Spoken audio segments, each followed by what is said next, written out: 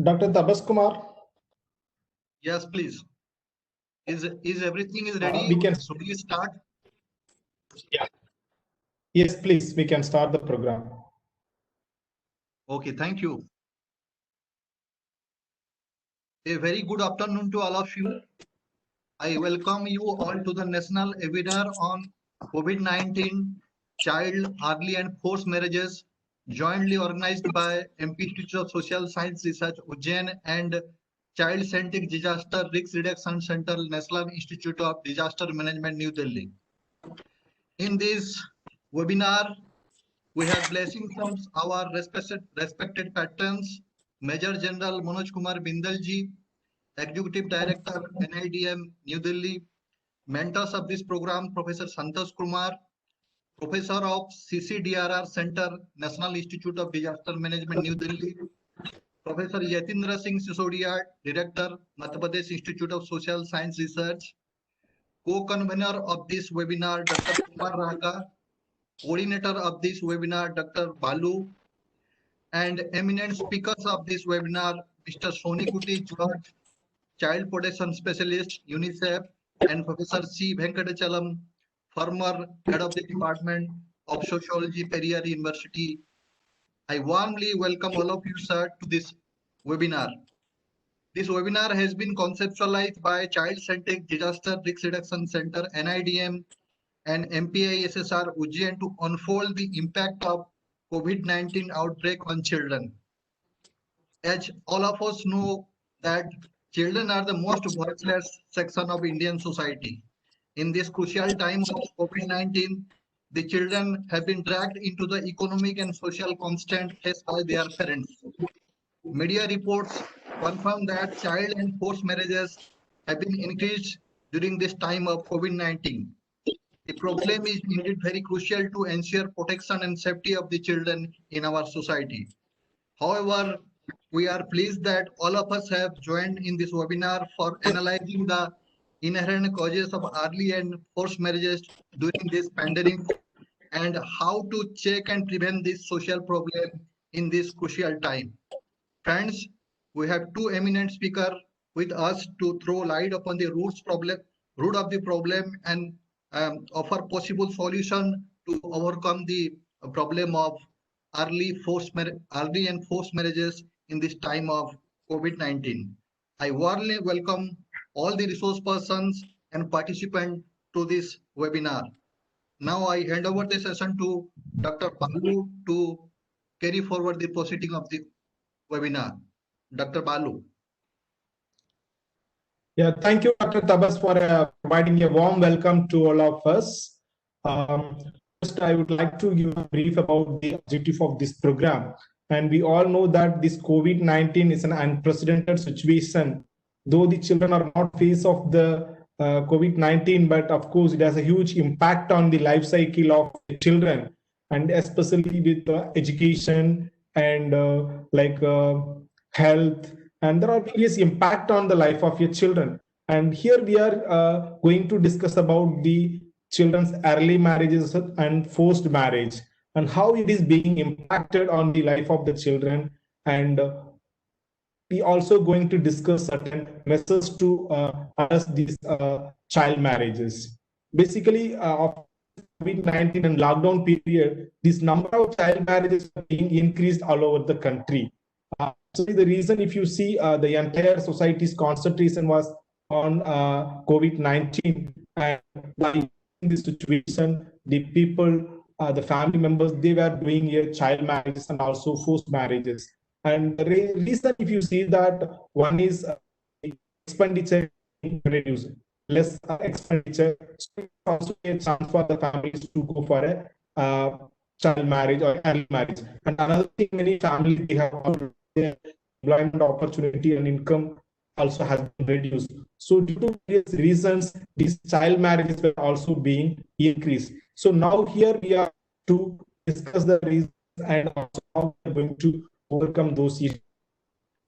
How these child marriages and early marriages were impacted on the life cycle. So with brief introduction, now I to invite our speaker, Mr. Sonikuti Charles. So just it is my also pleasure to introduce our speaker to all of you. Mr. Sonikuti Charles is the child protection specialist in the Hyderabad field office of UNICEF for years. Prior to this, he worked with child protection specialist in UNICEF Delhi office for 5 years. And Mr. Sonikuti has extensive experience in the field of child rights, extensively on child protection issues, child labor, child trafficking, juvenile justice, and children in different circumstances. He was part of the drafting committee of the Juvenile Justice Central Model Rules and the Integral Child Protection Scheme for the Government of India. He is linked to the major child rights institutes of the country through the various networks and alliances. He has been actively working with the Supreme Court Committee on Justice, many of the high courts. Sonikuti with NIC, pioneering work on missing children, brought the police. NIC has to share data. Before joining UNICEF, Mr. Soni was working with the Plan International in Bangalore as an education specialist and was involved in teacher training and quality. Sir, Balu, now technical problem. Balu is not able to. Balu is not audible. Balu is not audible. Okay, can you hear me, sir? Hello. Tapasji, Tapasji, can you hear me? I'm Soni here. Yeah. I am hearing you, sir. Yeah. Okay. I think I will proceed with the presentation as we have lost Dr. Balu. Okay, sir. No problem. Yeah, thank you so much for the good words and the great opportunity to be part of this. I must say a very special initiative from NIDM. A big congratulations, because very often the cause of children are forgotten, and especially the most invisible ones. Let me start with just a case study. I think it was just 3 months ago that a girl, name is changed, Chandni, 17 and a half years old, who actually through Childline went to the district court for annulment of her marriage. This marriage had happened in 2018 when she was 15 years plus, and she is the stepdaughter of someone who forced her to get married to somebody who was above 30 years and was actually a truck driver. And they were in Bhopal, and they were in Guna, and then had to shift to Bhopal. And then she has contacted Childline and got back to her studies, completed her 10th standard and continuing her studies. And in the meantime, wants to actually annul the marriage and then move forward. Now, this is something which is happened in the last 2 years. I mean, this one case. We have hundreds of such instances where we have children who want to be using the provision of the annulment of child marriage and start living differently. I think I just coming across some other cases also the other day. The whole discussion today, I would try to go on to the impact of COVID on child protection in a whole, and then what has been the child protection response in areas of, like, how do we respond to issues on child protection, and then how do we prioritize what are the kind of actions that needs to be taken at the state level, and what is it that we need to be doing as a converged group together. The first, I think, the impact on COVID on child protection, it is the sum total, basically the increase in poverty, the increase in dropout rate, which is like right now a misnomer, because it's like, there is a lot of exclusion of online teaching, and there is a lot of people who are not being in the part of the education process. Then we have the whole issue of distress. And there is an increase in violence within families and out of families, and there is also a potential increase for children to be into institutions, and a lot of negative coping mechanisms have emerged in the time frame. And that negative coping mechanism includes child labor, child marriage, unsafe migration, trafficking, all such coping mechanisms like sale of children. All these are coping mechanisms to deal with the distress, to deal with poverty, and also to get out of the trouble. So we are looking at all protection risks have increased. The risk of distress and mental health issues. I think it's a key area of challenge. We have issues, children without parental care, the numbers increasing, and then increase in violence at home. There is an increase in child labor, children on the move, and on child marriage. Now, when we say that, where is the evidence coming from?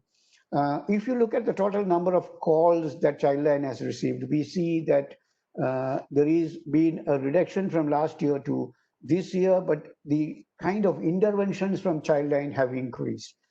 If you really look at the complaints received at the National Commission for Women, we see that there is an increase in the number of cases in May, June, July this year. So if you really look at the calls in last year to this year, there has been a significant reduction. Therefore, access for telephone calls, and it is reducing for children, and that's what is happening. Now, what is happening in the realm of mental health and psychological distress? Increased anxiety and stress, and basically the support of peer groups have reduced. There is a lot of pressure in increased violence and other reasons. So what has happened is we have many cases of suicides coming up. There is a significant increase in the number of suicides and reported suicides.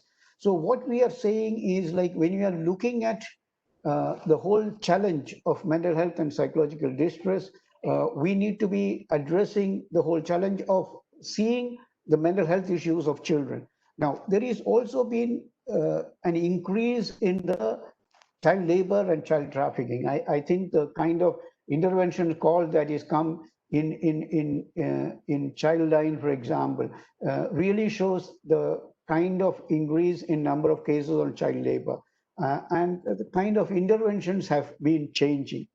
And there is also a lot of children who are on the move.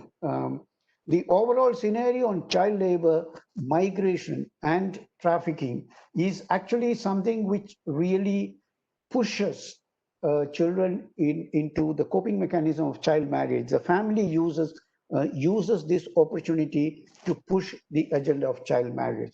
Now, you will see that what has happened in the whole scenario of the COVID is that we actually moved out from the existing childcare institutions. We have sent back almost 65 to 70% of children back to families. We have actually closed all the social welfare hostels and all hostels and facilities which used to be housing children. They have all come back to the families, and there is very limited follow-up with these children. What is happening to these children? I've come across one recent 3 cases of girls who were in the hostels who come back and have been forced into marriage in the interim period right now. Now, I'm talking of my personal experience. I'm not talking about helplines or anything. So what is happening is there is a lot of children, because of the closure of childcare institutions, have come back to the home. And therefore, when you are back in the home, in the sight of parents, and with minimal or no external activities of engagement, neither are they studying nor are they, into production. So there is always the concern, and many parents use child marriage as a coping mechanism. Now, overall, these are the factors that facilitated child marriage. The closure of schools, the hostels and childcare institutions, increased all the migrant families had come back to the village, and they were situations which emerged in the COVID scenario where the pressure of marriage had increased. And therefore, this was evident in the data. What did the Childline come up with? The Childline has reported more than 6,355 intervention calls to prevent child marriage. Now, the only source of information in India on something that is happening, we do not have an information system which captures any such event.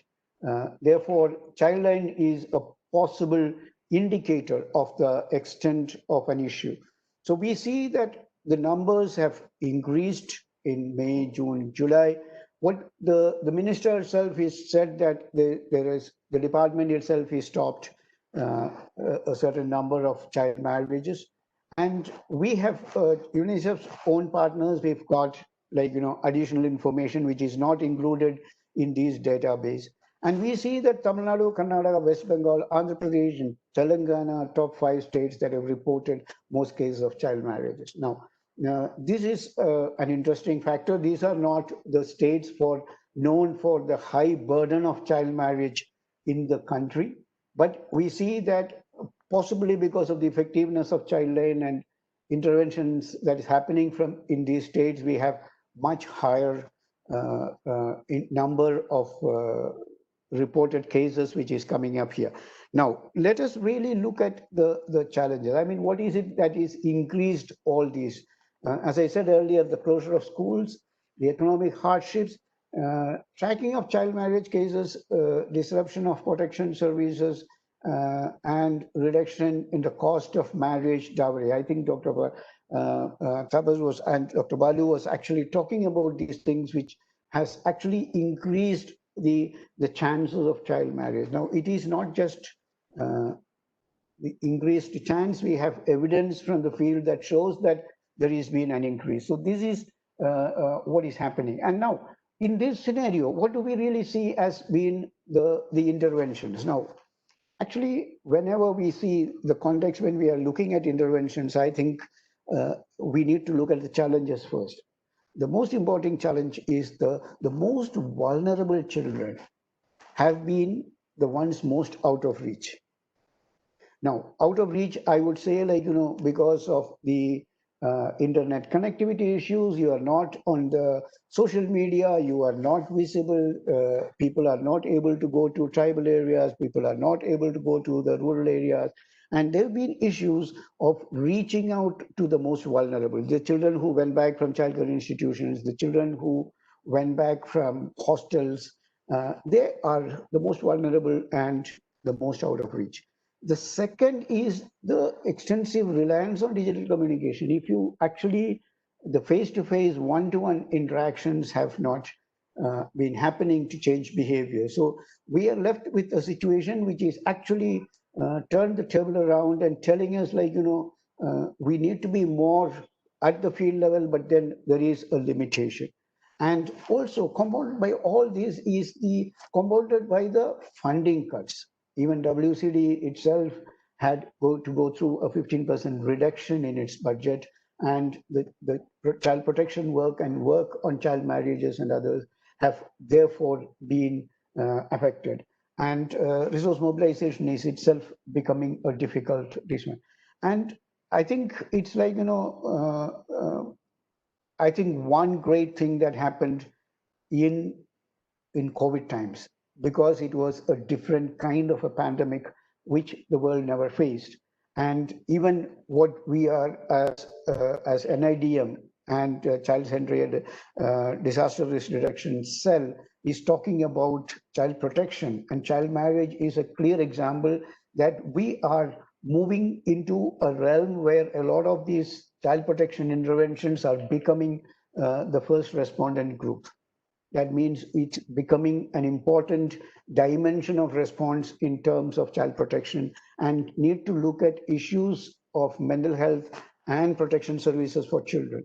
And I think this is a very good and positive change that we are seeing. And I think the whole issue of reach versus quality, I mean, as we said, in the challenges of digital and how do we reach out with communication changes to individually change people, look at that is going to be a challenge.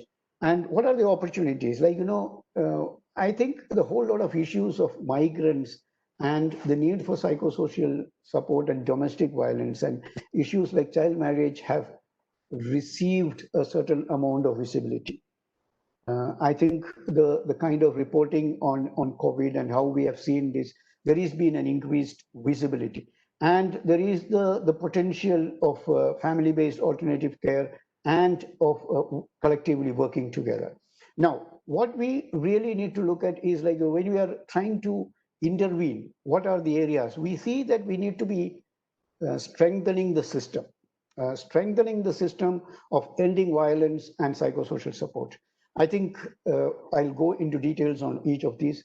And strengthen the system of alternative care, where we're looking at the family. We have got children from institutions back into families. How do we really strengthen that system? And how do we really look at child labor and children on the move as a focused area? And how do we really look at the last area of ending child marriage and adolescent and youth empowerment? How do we really build on the agency of adolescents? Like, how do we build a Chandni who can actually reach out to a child line and able to challenge the situation? And we really need to create the evidence. We need to create the partnerships and make the child protection systems.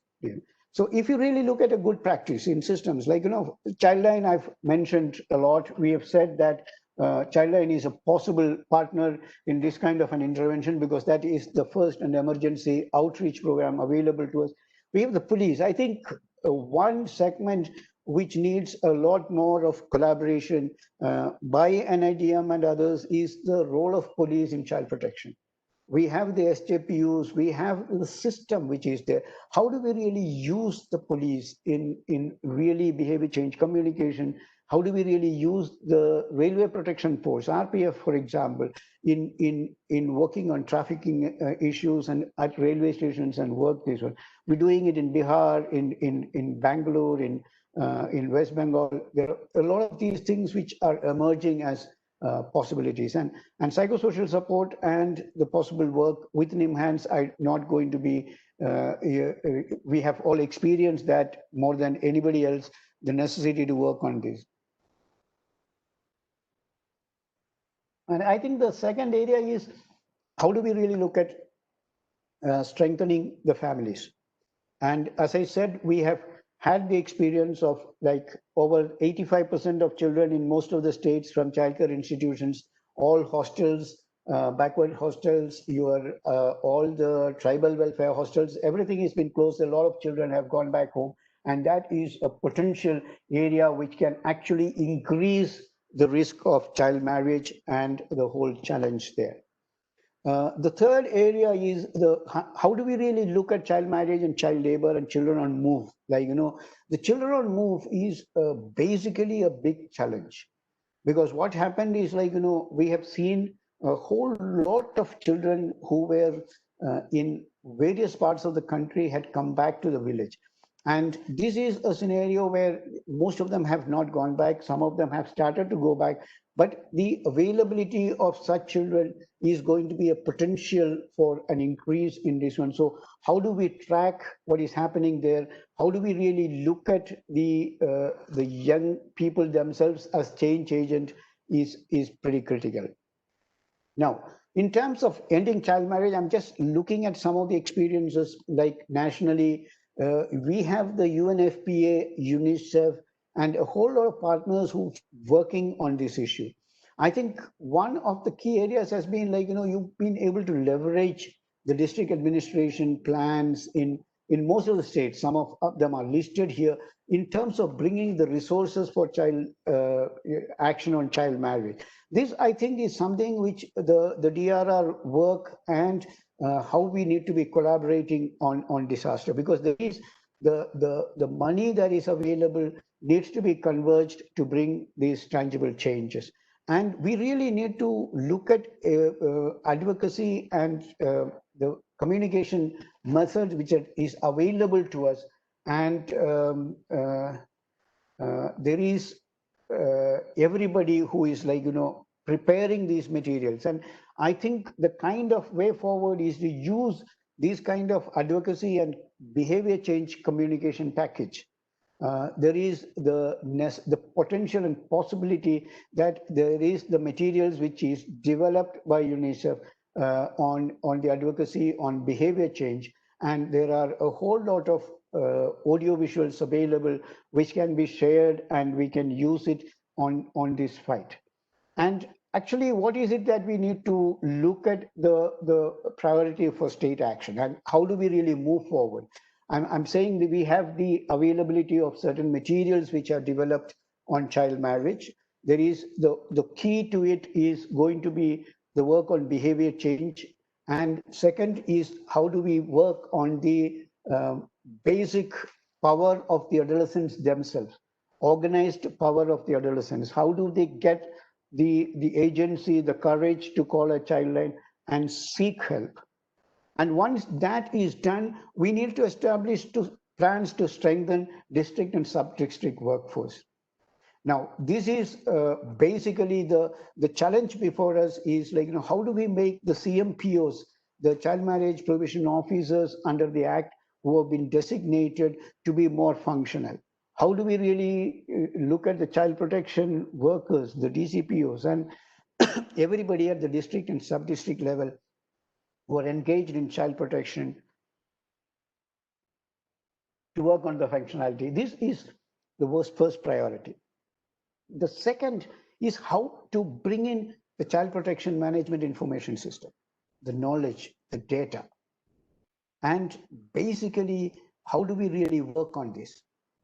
Right now, the available data on child marriage is possibly the reports from WCD and from Childline.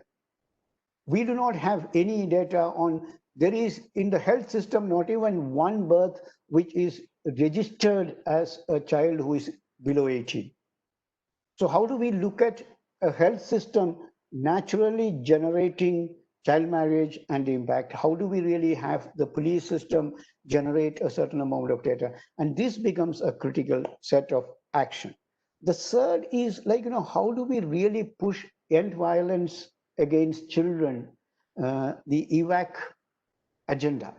How do we really agree on ending violence, that child marriage is a violence? It's not just physical violence, it's just not sexual offenses. Child marriage is a violence, and we really need to act on it. And therefore, how do we really get that contextualized agenda, which looking at high priority districts, looking at districts which has got more inclination, and looking at available data and using those to really strategize at the context. And mental health support systems, and how do we really increase the coping mechanism for people to look at this, is going to be the other area. And I think the whole thing about strengthening family and using sponsorship and social protection and cash plus elements into our social protection programs. How do we really reach out to children who have been reintegrated with families, who have been from hostels and within families? How do we really make sure they continue their education? How do we make sure that there is a linkage between our social protection programs and this? So that is going to be a critical area.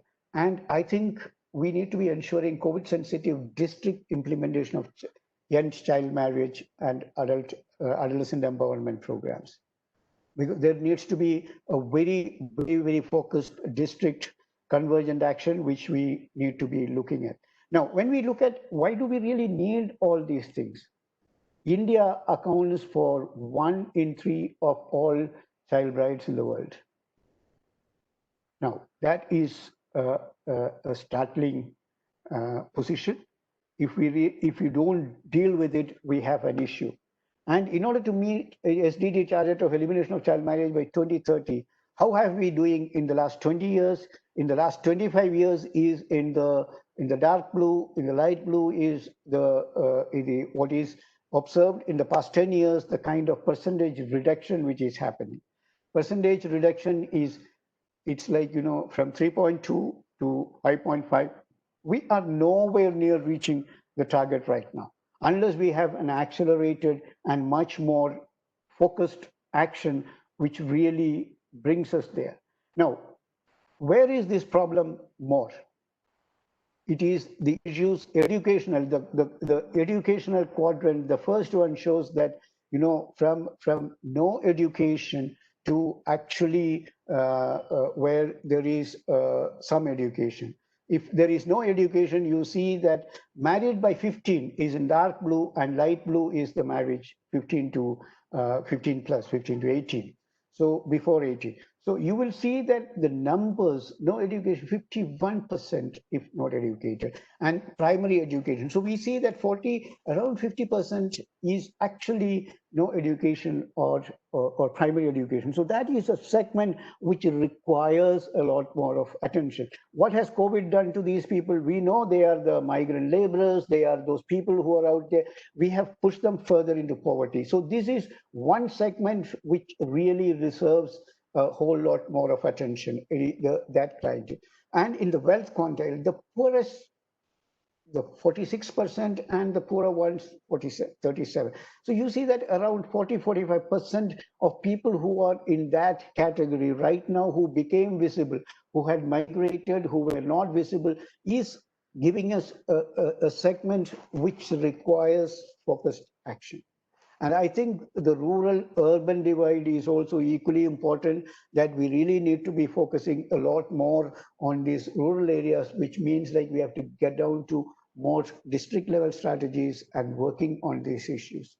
And this gives us the necessity to have the focus on certain set of people.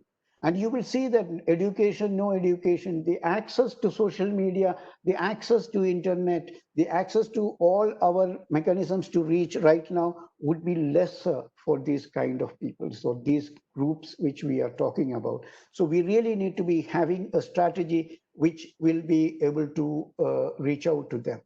And what is it when we really converge and do? Who should be? As I said, increased poverty, dropout, distress, institutionalization, violence, and negative coping mechanism. Who should actually do this work? So we need the whole dimension of social protection. The social protection, because if you're looking at people getting pushed into the poorer category, the poor wealth-wise, we've seen that is one segment needs to be reached out with cash plus and additional requirements. How is our MREGA working? How is it like, how are we able to reach out to them with social protection is going to be the first challenge. The second is on dropouts education, because dropout is again directly linked to child marriage. What happens to child marriage? Out of school, we saw that education, if it is only at primary, secondary level, if you drop out, the chances of child marriage is much higher. Therefore, we need to work with education and this. The whole element of health, which is not being seen as actually part of work on child marriage. I think basically the work we need to be doing with health is in terms of the high burden of child mortality, children themselves bearing children, is to be seen as maternal mortality and child mortality has a lot of link with the age of the mother. So how do we really bring in the work, the coordination with these people is important. I think what is already been discussed is that we need to be working for communication for development or behavior change communication. Now, how do we really get to that segment of people, and what is the modality and mechanism to reach that? How do we really look at the advocacy to increase the cash and support systems to these vulnerable groups? And I think the single platform which can bring this together is the disaster risk reduction program. Because when we look at increasing vulnerabilities and the risk reduction in terms of the positioning of NIDM and DRR work under the chief secretaries in most of the states brings in the potential and possibility to converge on this realm of work.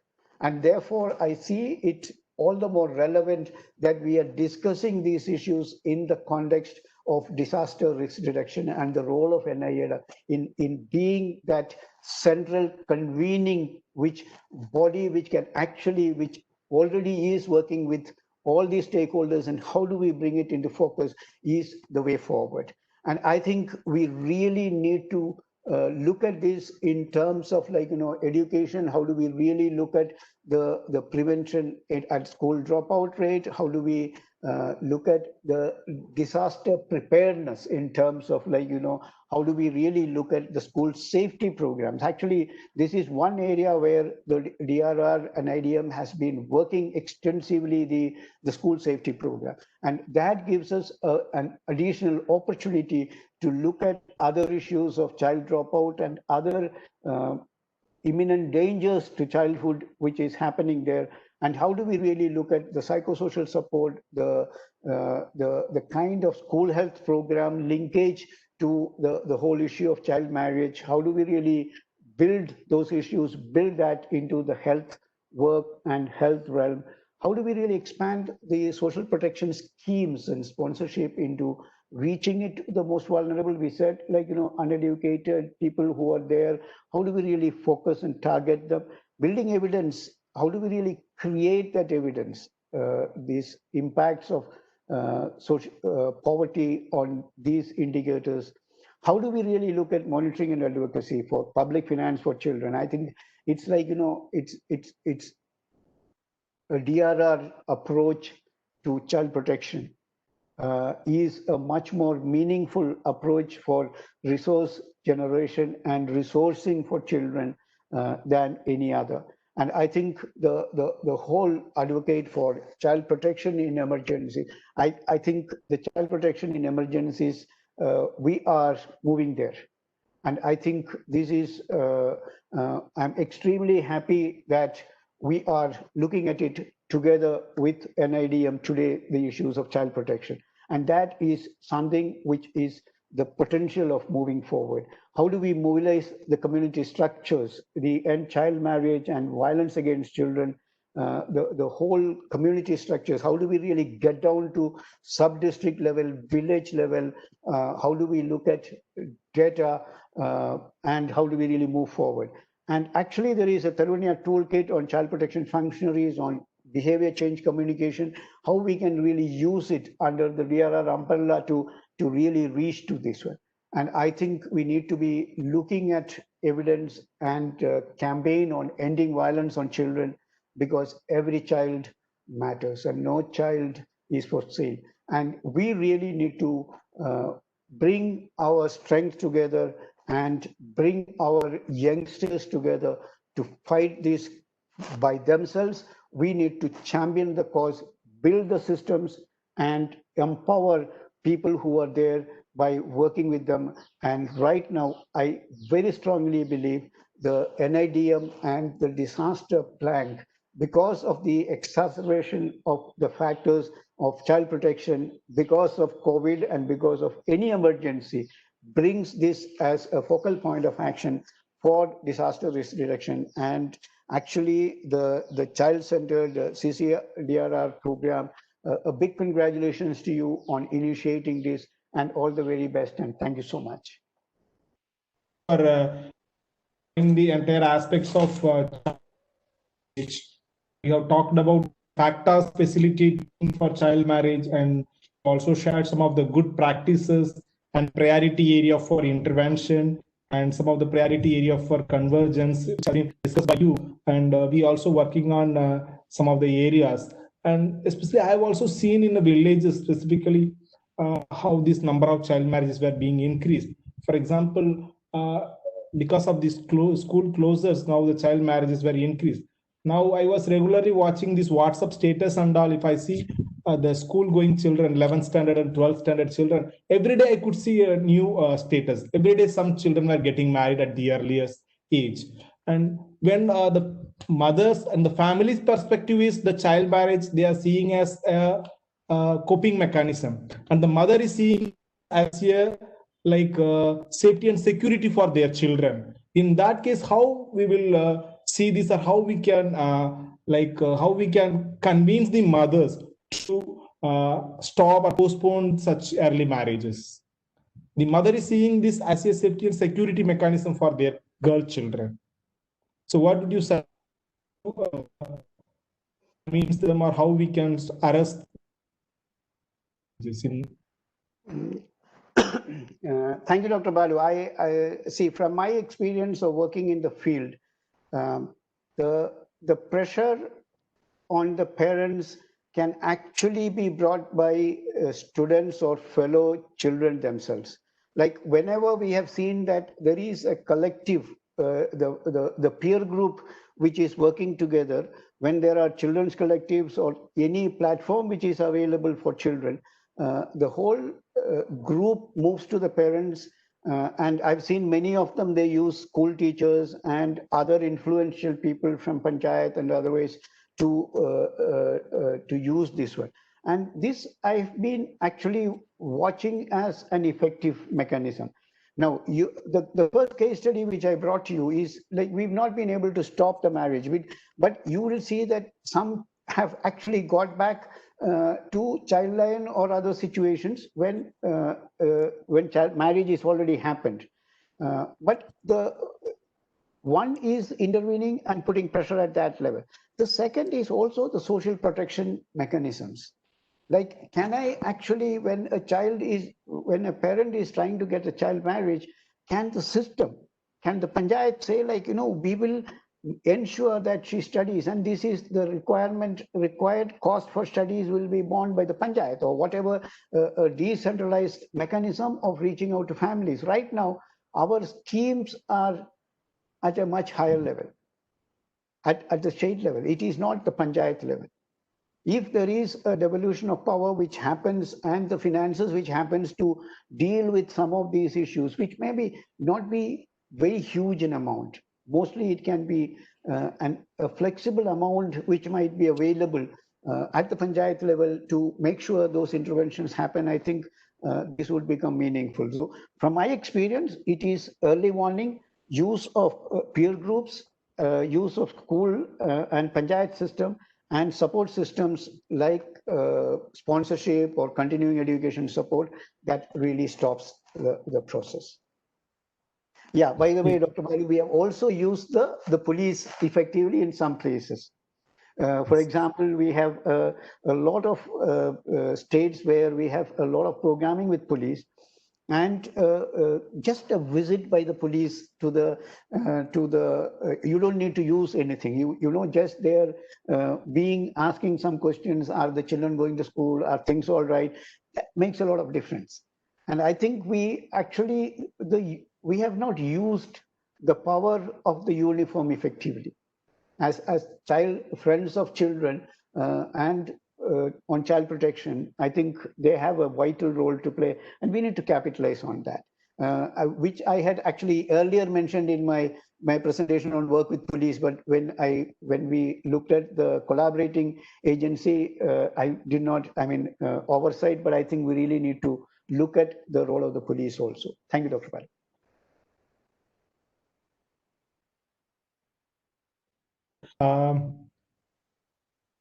I think let us move to the next presentation. Maybe end of the session also we can have some answer. If I receive a question from the participant side, I'll give it to you, sir. So yeah, anybody, if they are putting on the chat box, I will pick up the questions also. Like, yeah, please. Thank you so much, Dr. Balu. Yeah. Yeah. Thank you. Sure to invite Professor Venkatachalam. He was a former professor and head Department of Sociology, Periyar University, Tamil Nadu, and he has done his PhD in 1984, actually before I born. And he was also a founder and professor and head. He specialized in industrial sociology, sociology of childhood, social genetology. And he established the social laboratory at Periyar University to study the problems which have social ramifications by adapting cumulative efforts. And he's also a founder, coordinator of Center for Village Adaptation Scheme at Periyar University to learn the village by intensive field work on multidimensional social issues. And he's also a founder for Young Child Scientist Award to the Children Belongs to the Village to impart scientific temper in the young minds. Every year on 28th February, National Science Day, the children scientist is recognized at this university. And he's also a founder coordinator for Equal Opportunity Cell to bring the peace in the campus without deviating the caste, color, or grade. And it's also a resource person for preparing the Human Development Report funded by UNDP and perspective plans for district funded by Tamil Nadu Planning Commission. And he successfully guided more than 12 students for completion of PhD. And various students are also done PDF under him. And 59 students have been completed MPhil. And he almost published 2 books and 63 scientific papers and more than 200 papers presented in the conference. And he organized international national level seminars. There are questions before this. Mr. Sonikuti sir, before the session.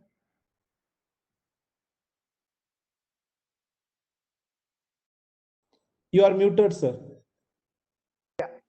Okay, I think the questions are on two things. What is the psychological strategy, and also the age at marriage. I think I'm not going to comment on the age at marriage because it's already something that is being discussed and legal reform is being thought about, and therefore the age at marriage for girls being made 21 is being thought of. But when we read the situation of what is happening in the country vis-a-vis protection of children from sexual offences, POCSO Act, and the experimental sex which happens at the age of 17, 18, and what is happening that one of the areas which I said is in terms of not just forced marriages, there are self-initiated marriages where children themselves fall in love and this one. So a lot of the age at 18 where consensual sex is not agreed even till 18. So what is happening is the pressure on the police system, the pressure on the system on that is something which needs to be simultaneously considered. If you are looking at the punishment is not low. Elopement, a boy who is above 18 and eloped with a girl, even though it is consensual and moved below 18, you get imprisonment up to 7 years, and it's not like, so it's no more a joke. It's no more. So there needs to be a discussion and debate on that when we are dealing with the age of marriage. And I think I'm sure Professor Venkatachalam will certainly deal with that dimension when he is talking about because that's something which is of current relevance and this one from us. And I think the psychological strategy is to basically how do we promote champions, people who withstand child marriage pressure. How do we give ideals of children who have done that at the community level as champions? This has worked effectively in many states. There are people who have done that coming up to the president level, this one. So it actually gives a media coverage and also gives to every girl who wants to fight child marriage, get them a boost and gives them a lot more of psychological pressure. And I think that is the collectivization and improving the agency of adolescents, like building on the agency of adolescents and giving recognition to people who have effectively dealt with would be seen as a psychological strategy of to prevent child marriage. Thank you so much, Dr. Balu. I think Professor Venkatachala, you might, yeah, Dr. Tapas will. Yeah. I think we have once again lost Dr. Balu. Friends, now it is time for presentation by Professor C. Venkatachalam. And now I request Professor Venkatachalam for his presentation. Very good afternoon to one and all. It gives me immense pleasure to associate myself this evening to discuss about the child early marriages. And at our outset, my heartfelt and sincere thanks to go to the Dr. Balu and the entire team belongs to National Institute of Disaster Management and other responsible several organizations join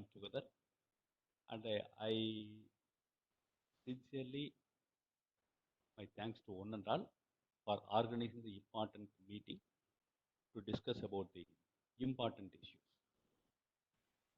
When Bala approached me to associate myself with this program, I immediately agreed since my PhD thesis long ago in 1990, I have done the research on child labor.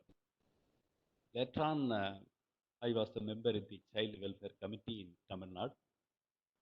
Then I have done a lot of research on the child rearing practices in dual carrier families and the children conflict law. There was research being conducted by me in Tamil Nadu. Then I prepared the Human Development Report funded by UNDP. And similarly, we did some kind of research on the street children. And again, there is the impact of migration on the children, migration of the families on the impact of the children. There's several research. So I thought this is a time to discuss and deliberate and participate in this event. All of us know very well, we are discussing about during the COVID-19, what is happening to the childhood. All of us know very well, since childhood is a very important dimension among the human lifespan, childhood is playing a vital role. Since this particular duration of child requires a lot of care, affection, involvement from parents and the primary group. Lot of research studies, not only in India, abroad, psychologists, sociologists, political scientists, public administration experts, and many people have done the research. We could understand that the earlier speaker, Dr. Kuti, has spoken about the role of family very well. And long ago, social psychologist C.H. Cooley from Chicago School of Social Thought, he has spoken about the role of primary groups, how this role is playing a vital role besides the parents. The child who is being considered as equal to a small sapling. Sapling also needs enough sunlight, shadow, and water. And if any one of these things less or more, the sapling will grow with the plant. Similarly, childhood is very, very important place. Child rearing is an Herculean task since childhood consists of a lot of innocence, curiosity, and interest in learning. When innocence disappears, learning too diminished.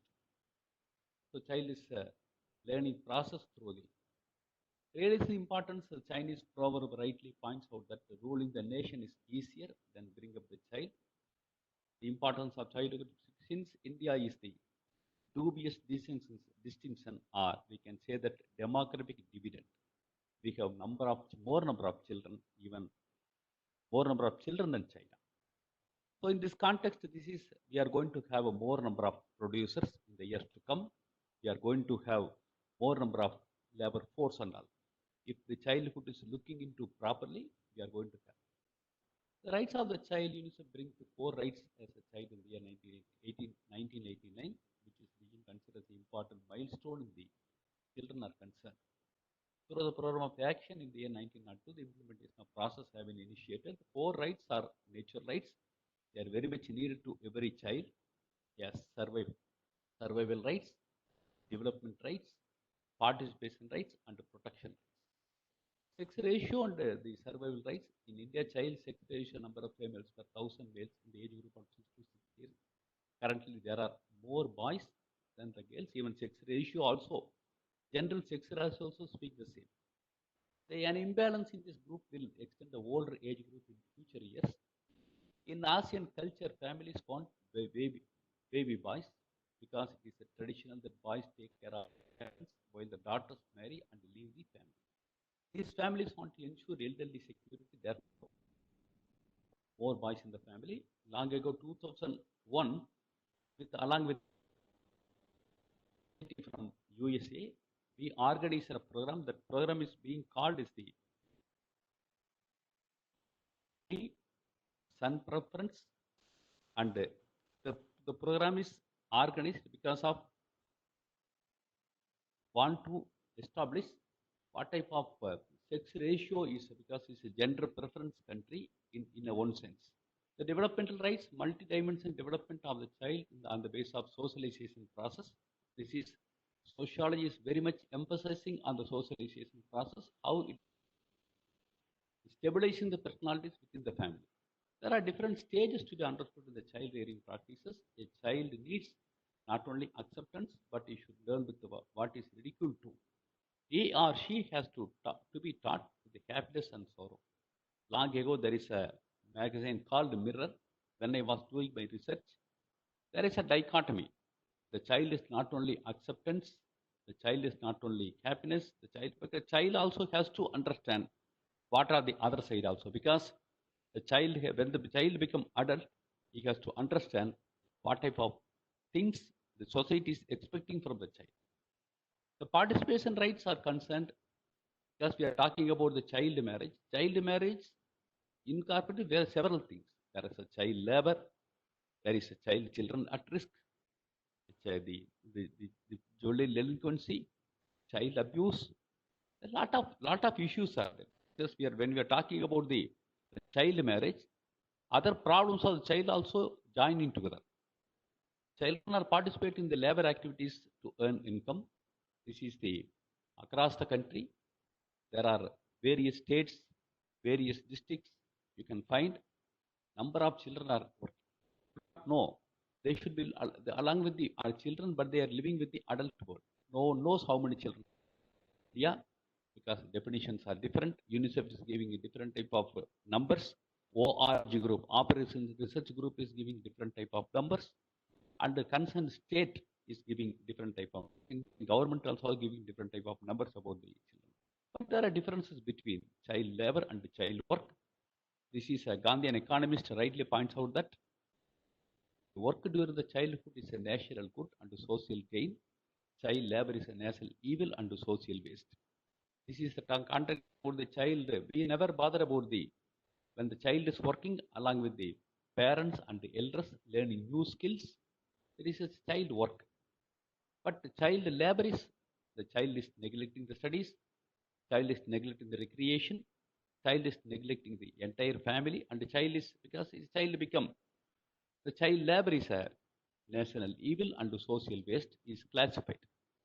Coming to the protection rights, family members and the primary groups have to play a vital role in the imparting the knowledge, norms, values, customs, traditions in the young minds. The formal institutions come to next level to take care of the children, like in the social welfare department, police department, and many other organizations. Many stakeholders are coming to picture to play a vital role in the protection of the children. The parents themselves in arranging the child marriages. We know very well the formal agencies in some of the districts in Tamil Nadu and many other states. The district collector himself is giving the numbers to the wherever the possibilities of the child marriages, and the government mechanism, government machinery try to stop the child marriages, but the parents are very much interested in child involved underage women, many of who are in the poor socioeconomic, because we should not confine to only with the poor socioeconomic conditions. That means we are not doing a lot of research on these things, because when we talk about the child inequality index, which is related to the human development index level, we can understand that poor socioeconomic conditions is one of the factors, but it's not only factor. When we talk about the child labor too, we understand that poverty alone is not the cause. Other causes also join together. The parental apathy towards education, the children is not interested with one of the famous study conducted by Main Weiner, who have come from Massachusetts Institute of Technology, a political scientist in USA. He made a study in 1991 itself. His book is known as the State and Child in India, where we are using the different type of variables, but use the variables, school variables. The school with the facilities, infrastructure facilities, how the schools are attractive places.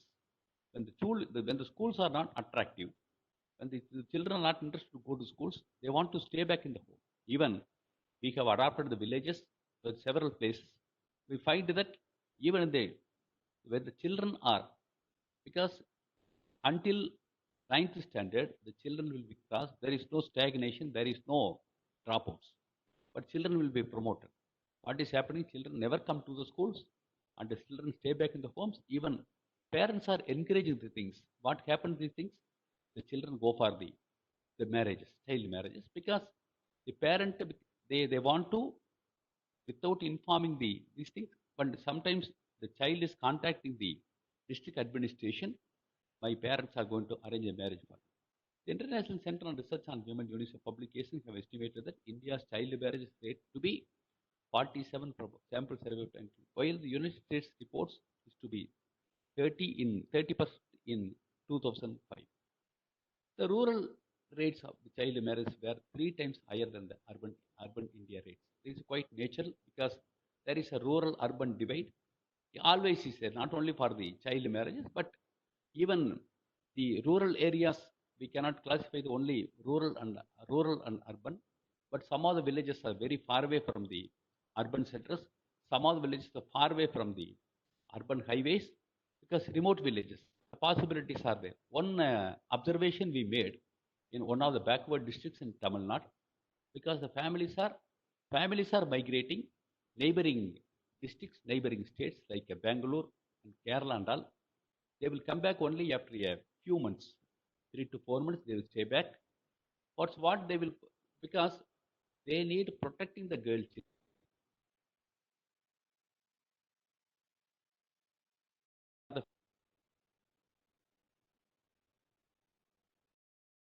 So what they will do, they go for the child marriage because they feel that it is safe.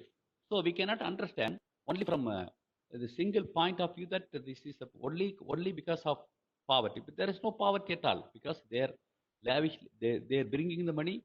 They spend lavishly, but they think that early marriages there is some plus points are there because they want to go for the child marriage. It is happening in even we are continuously we are doing the research on these child marriages in wherever the chances are there. Once upon a time, we find the female infanticides were more because now the things have been because of advocacy, because of awareness creation, because of lot of fieldwork components and all. These things have been reduced.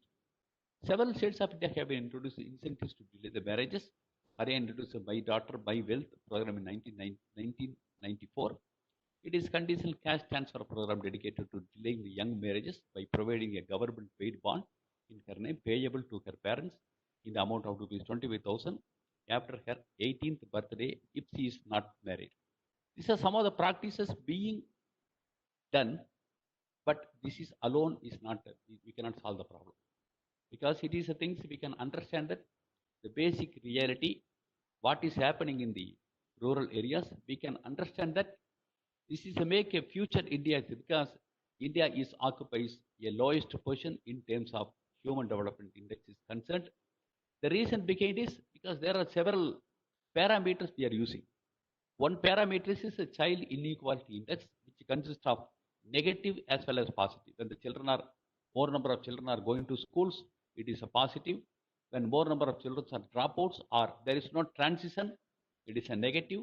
And the child infant mortality, under 5 mortality and all, this is joined together these things. But all the cases you can find, instead of boys, the girls are worst affected. Because these things are being practiced.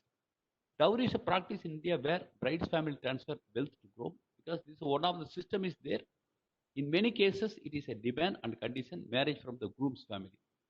This is the girl's family at the tender age itself. They would like to fix the marriage to avoid the dowry if the girl child is well educated. Even know very well most of the school final examinations and the children involved in the scoring more marks and all is favor for the girls. But instead of all the things, what is happening is child marriages can prevent. Child marriage can prevent the family from pushing to the problem of girls who marry early in life are less likely to inform the reproductive issues, and because of this, pregnancy-related deaths are known to be leading cause for mortality among the married girls between 15 and 19 years of age. We know very well this is not a psychological, this is not a biological cause. It is a social cause. social causes because the parents are unaware. The parents is aware, can be identify that this is because of literacy level of the parents, the resources available to them, but they never understood that the pregnancy deaths are related to the young and child marriage. These girls twice more likely to die childbirth than the girls between 20 and 24 years of age. The statistics, we have to take into these things to the wherever possibilities for the child marriages are there. Even you talk about the during the because of closure of the schools and more likely to the parental disease, the problems in the families, and also all the things are joined together with the poverty. So these things are and the culture of the areas and the culture of the family joined together push the children into the girl children particularly into the trouble. Girls younger than 15 years of age and 5 times more likely to die in the childhood because these two to be addressed properly, and because even though some changes are taking place, we cannot say, we cannot deny, because of lot of the field or components have been emphasized, and these things to be further look into. Infants born to mothers under the age of 18 are and are 60 more likely to die in the age of first year than to the mothers over the age of 19. We can understand that if the children, they are more likely to suffer from low birth weight, malnutrition, physical and cognitive development. This to be understood in terms of health is concerned. The parental apathy towards the girls' education particularly, but they are unaware of the what are the malnutrition. The UNICEF rightly points out that malnutrition and undernutrition, this is the invisible hunger. The children will take the enough food. One of the studies we conducted in the comparative study in rural, urban, and these things, rural, urban in tribal settings in Salem district of Tamil Nadu, we find that wherever the poor families are, irrespective of the rural, urban, and tribal settings, this is happening. Malnutrition is very much visible because in spite of there are several programs, referral programs are going on, but these things still happening because this to be understood properly. Young girls in the child marriage are more likely to experience domestic violence in their marriages as opposed to older women. This is the methodological issues are coming to picture because when you are going for the simply child marriage, go through some statistics analysis and all these things we cannot understand because we need more and more number of qualitative research. We have to make a case studies, observation, narratives, focus group interview. Then only we can understand child marriage. We can understand that when the government machinery is trying to stop the child marriage, but parents, the villages, and the peoples, so they want to go for the child marriage. They can that the culture is being intervened because the culturally they are very strong. They want to go for the child marriage because it is the things are deep rooted in their mindset. So these things simply we can that emphasize alone, advocacy alone will not play a role, but we can understand that what is a nexus between why they are going for the child marriage in spite of their health issues are involved. The children, there are possibilities for die at the early age. That a study conducted in India by International Center for Research on Women showed that girls married before 18 years of age twice as likely to be beaten, slapped, or threatened by their husbands, and 3 times more likely to experience sexual violence.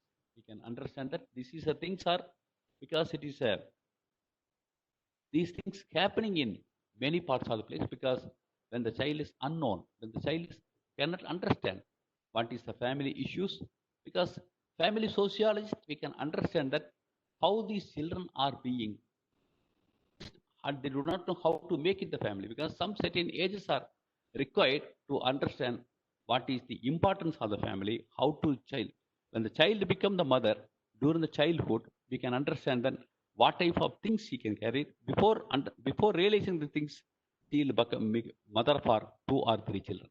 young brides are often show symptoms of sexual abuse and post-traumatic stress that we know very well as a understand certain level, but these things to be addressed properly to avoid certain issues.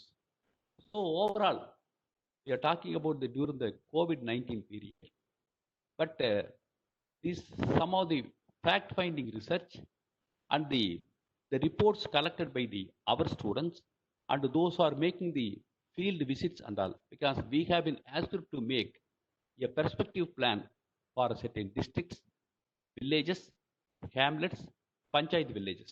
We understood that, realized that these things are, we have to realize that when the children have been forced to stay in the families during the COVID-19, they realized that these are the things are they want to go for child marriage because during the COVID-19, the families have been stayed in the villages without income generation activities for several things, because this is a thing not that they have to go for migration once again for a short-term migration, long-term migration, and the migration for a particular period.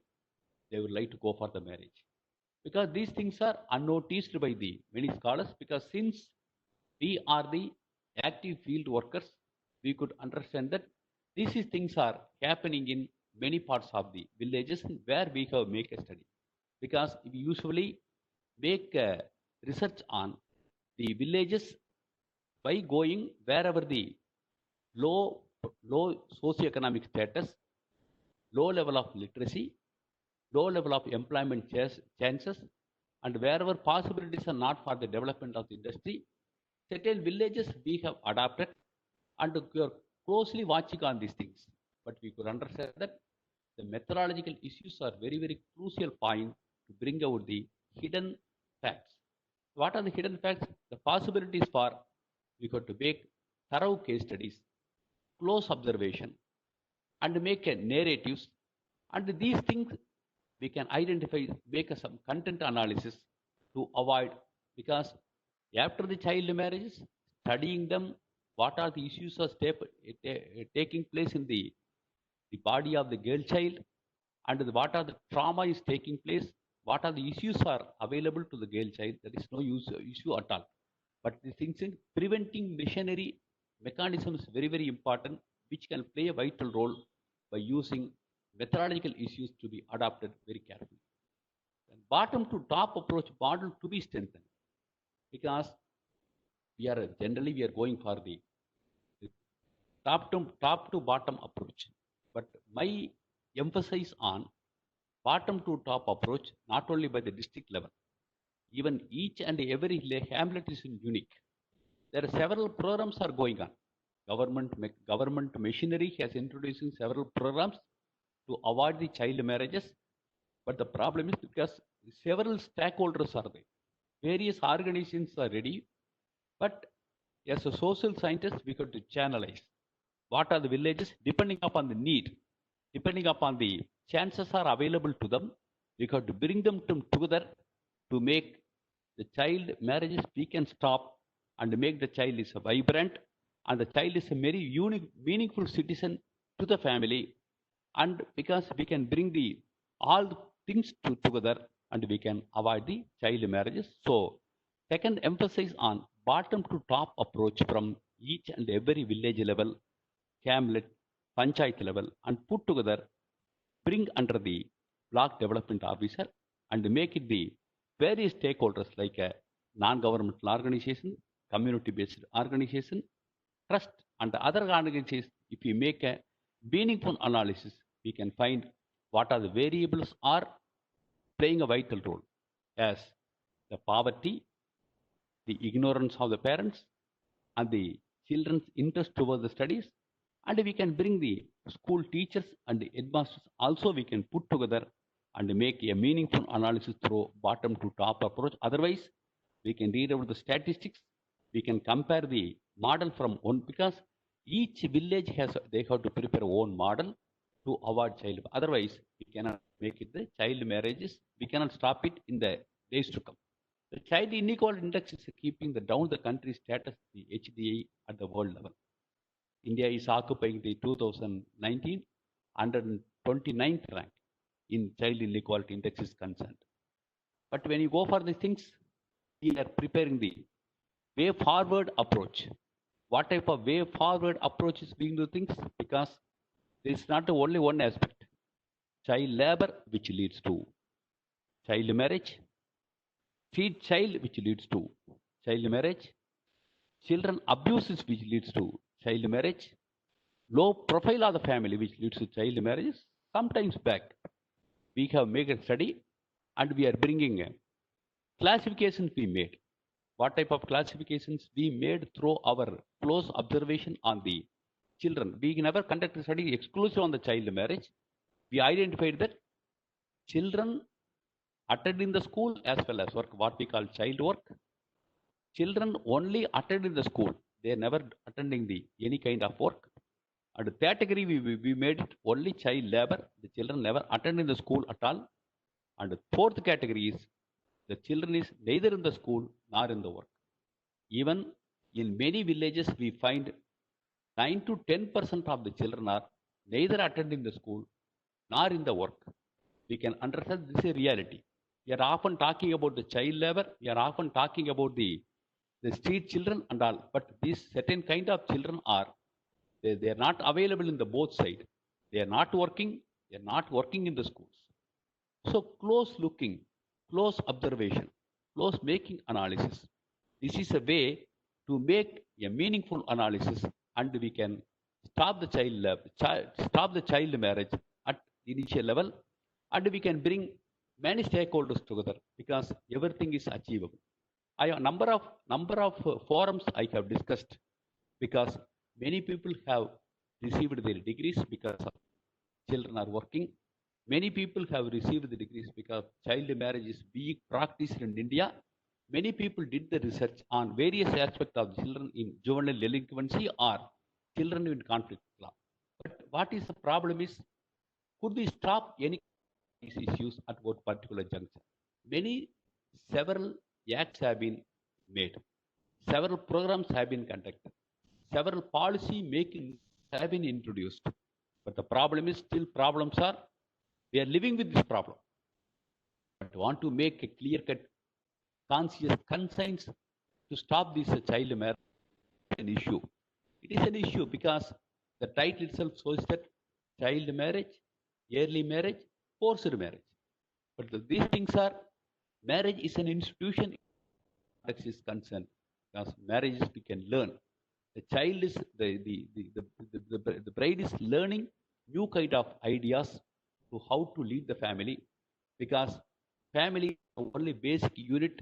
When the members are very happy in the family, they can deliver their goods.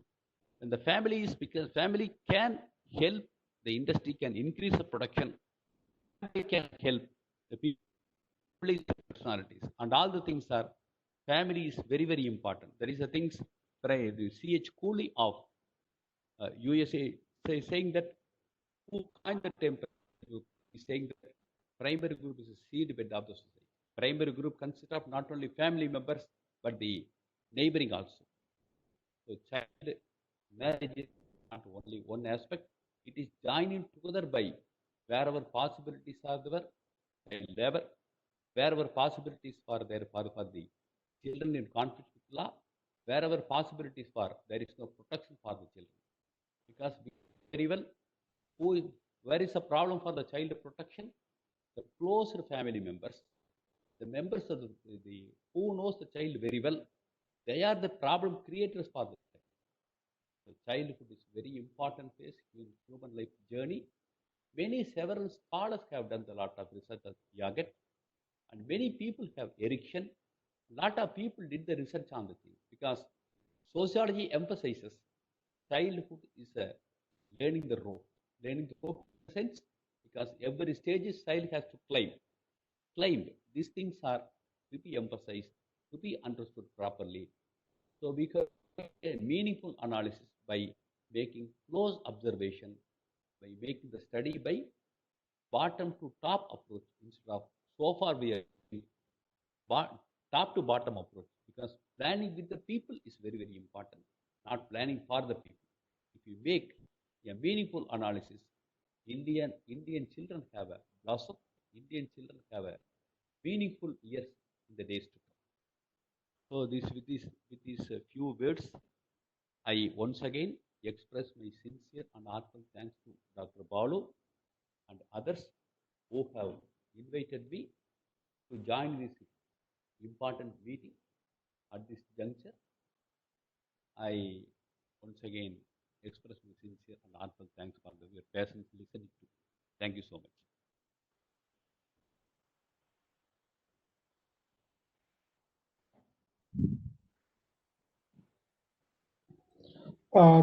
Thank you, Achalam, for different dimensions on this child marriage. And you have covered your own experiences and academic experience related to this child marriage. It's also been appreciated about it.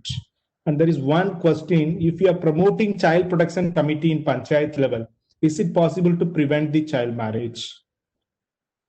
Certainly, because our experience was that, because I was involved in the planning commission at the state level, planning commission at the district level, and other stakeholders are joined together, we can prevent. Some of the villages where we have made a research, wherever possibilities are there for the migrations are taking place much. So there are possibilities for available. So we have given some way forward the things, these kind of committees, and when you are preventing the migration, because why they are going for a migration? Because there is no possibilities for job or income generation activities. So these things, I hope this is we can do at a certain level, we can prevent or we can stop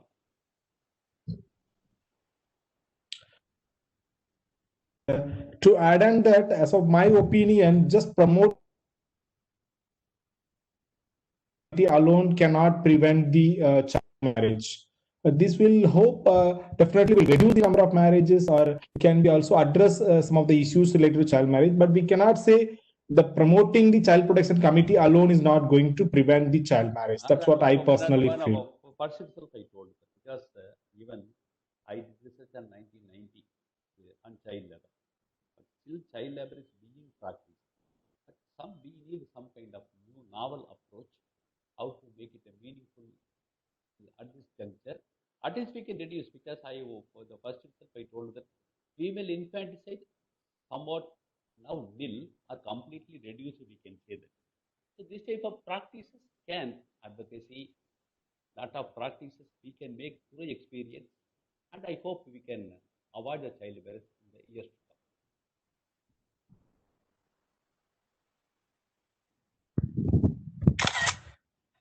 come. Mr. Dr. Tabas, would you like to add any points here?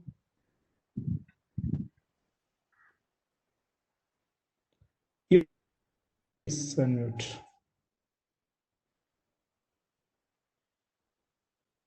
First of all, I congratulate both the speakers for their wonderful presentation relating to the very important aspects of this child and forced marriage that is happening in our Indian society during this COVID pandemic. In his presentation, Mr. Sonukutty has in a very beautiful way depicted the importance of factors responsible for child and forced marriages, and he also highlighted priority intervention of child protection in our society, and lastly he has highlighted the role of community-based organization, administration, and child and forced marriage in Indian society. And Professor C. Venkatachalam has highlighted the three important aspects of child marriages in Indian society, and he has highlighted the role of family and priority groups for child protection in Indian society. And he also highlighted the rights of child in Indian society, and in his presentation he also highlighted that in Indian context there are different schemes for prevention of child marriages in India, and lastly he highlighted the role of cultural traditions for the child and early marriages. So in this discussion, we have more or less understood the factors of the child marriages and early marriages, and that is also very important in the time of COVID-19. So the solutions highlighted by Dr. George Sonikutu is very much essential here. There is a role of family members, community groups, and well as the various outreach organizations like child lines and district administration should come forward to make a solution, practical solution for the problems. So I thank Mr. Sanukuti and Professor Venkatachalam for their wonderful presentation, and I hope that this discussion will be open the window for our scholars and policy makers to curb the social menace engendered by the COVID-19. Dr. Balu, it's over to you. Yeah, thank you. There is only one question I would like to given to Mr. Sonikuti, sir. There are so many government schemes and social protection schemes and many agencies also working in the field. But still, why we are not able to reduce or stop the child marriages? Where is the problem? This was the question raised by one of the participants. Yeah. Devan. No, I think we need to look at social reforms through legislative processes in a very particular manner. We have really, the Child Marriage Prohibition Act is 100 years old. And the social norm around child marriage is so strong. Like, for example, if you ask to define a loving, caring father or a loving, caring family for a girl child, everybody talks about marriage at the appropriate age as a first of such responsible parenthood.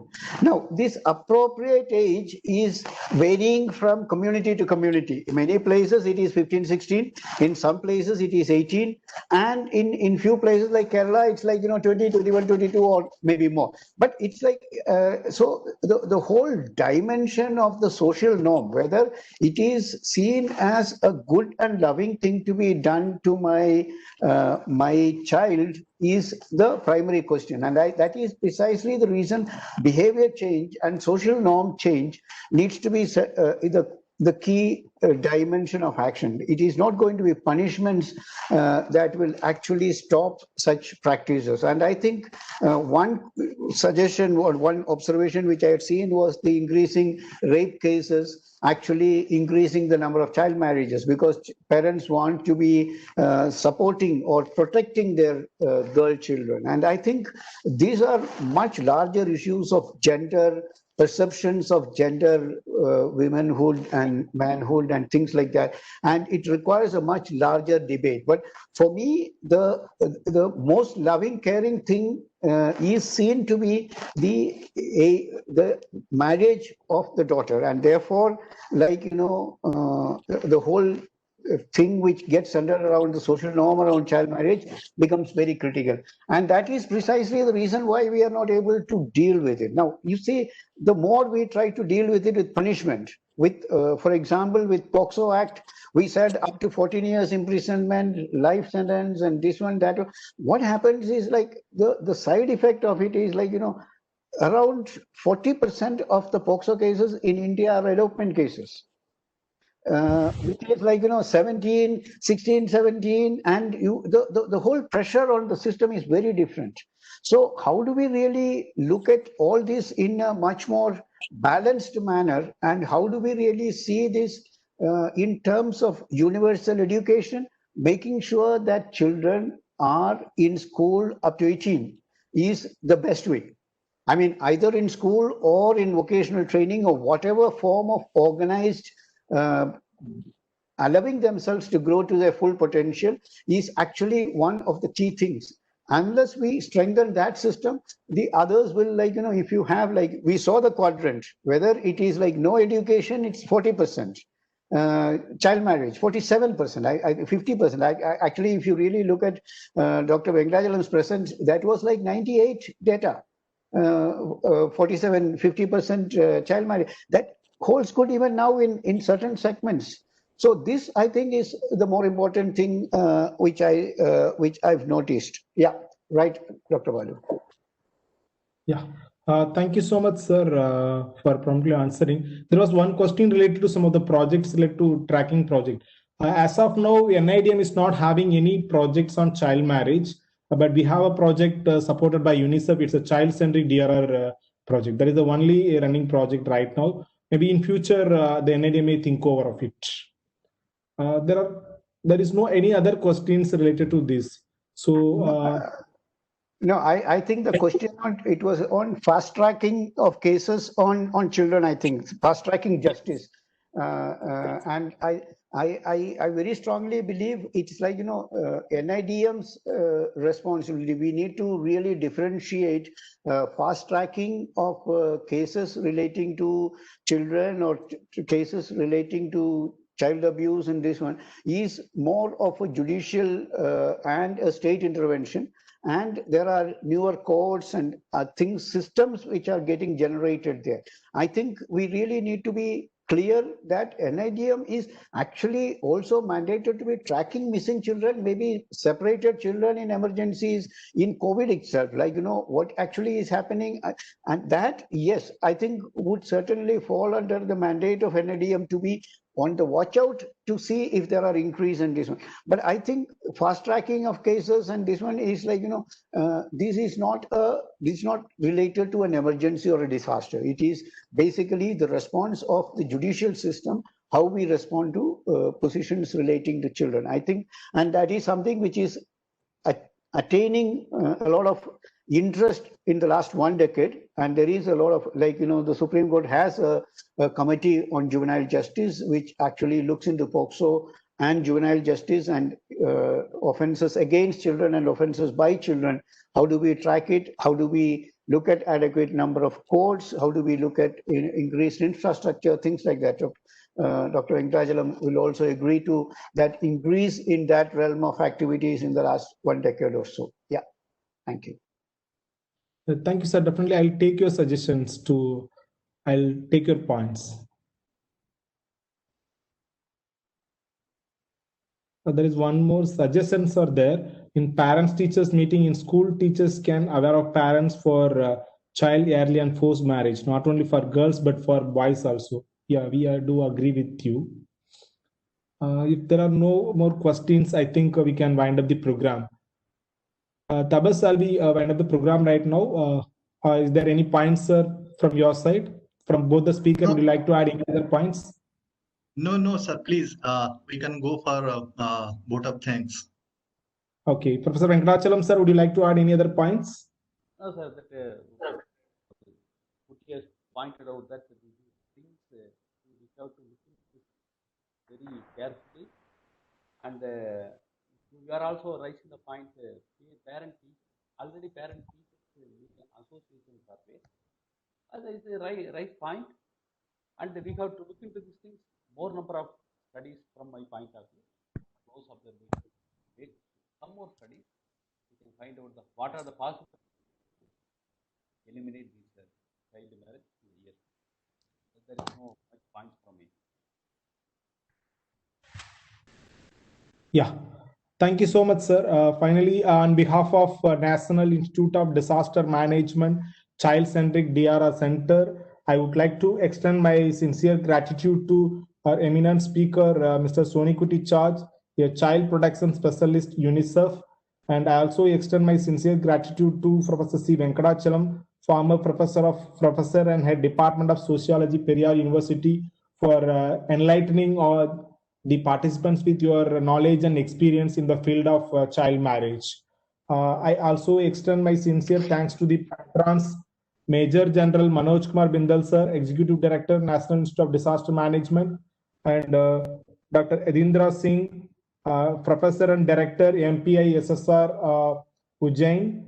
And I also extend my sincere thanks to Professor Santosh Kumar and Dr. Kumar Raka for their guidance.